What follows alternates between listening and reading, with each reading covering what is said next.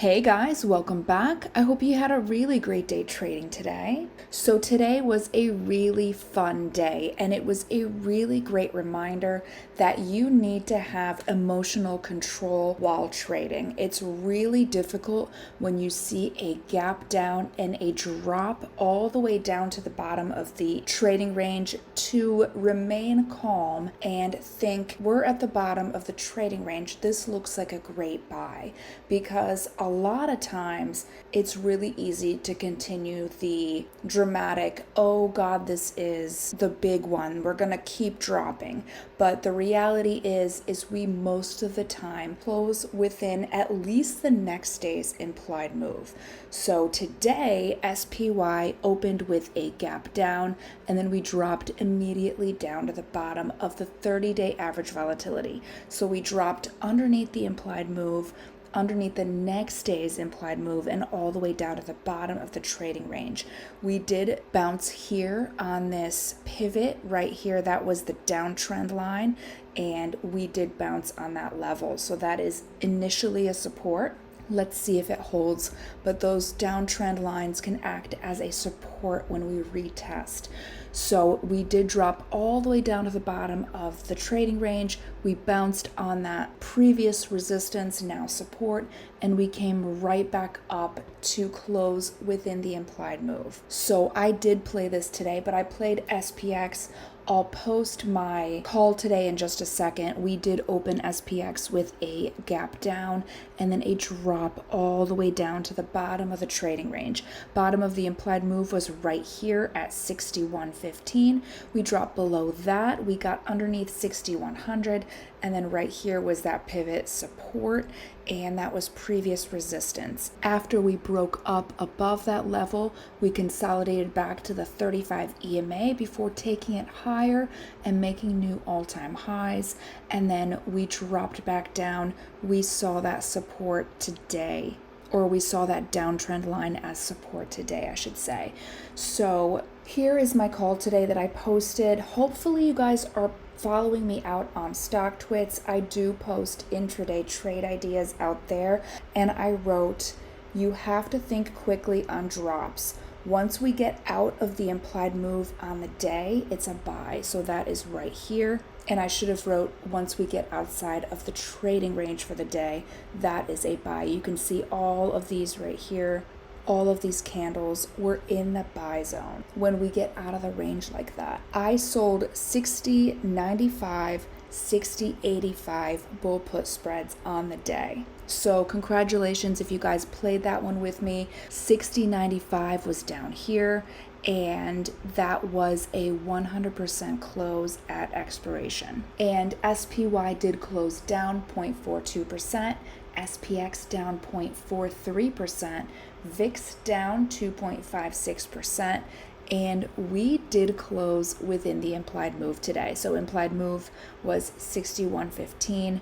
We did close above that. And QQQ today, same thing. We opened with a gap down, and then we dropped down to the bottom of the trading range.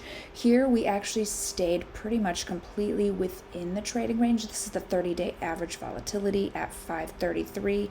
You could see a few wicks underneath that, but for the most part we stayed within the 30-day average volatility, and we did bounce on that level. This was previous resistance, and it was resistance back here as well. We did turn that into a support today, and it is scary down here. When you see a big drop like that, people online are freaking out. They're like, oh my gosh, we're going under 500 for sure. And you just have to realize we're at the bottom of the trading range on the day, and most likely we're going to swing back up. And we did that today. We saw this right here as support. That was also just underneath the bottom of the next day's implied move, and we swung back up to the 35 EMA to close within the implied move. So any of these spreads down here would have paid. QQQ did close down 0.42%, VXN down 0.53%, and we did close within the implied move today. And IWM, I've been mentioning a lot lately that you just don't want to go long at a downward facing 50-day moving average. And we have been getting above that a bunch lately and then getting smacked down. Today we gapped away from it and dropped all the way down to the bottom of the implied move. So 224 was the bottom of the implied move. I sold 224, 223 bull put spreads at the bottom here. And just like everyone else, of course, I'm a little nervous here when we're not quite getting back up right away. But you just have to realize that most of the time we are going to close within the implied move. So 224 was the bottom of the implied move today. We closed at 224.26. And we opened with a gap down underneath the 50-day moving average and also the 35 EMA. 35 EMA, we saw that cross down here. This was on February 7th, and it went underneath the 30-minute 200 moving average, and that was a bearish signal. So that same 35 EMA right here, you could see it came back up with this consolidation, but we still closed underneath it, and that was bearish, and that pulled back out today and dropped to close again bearishly. So 35 EMA underneath the 30-minute 200 moving average.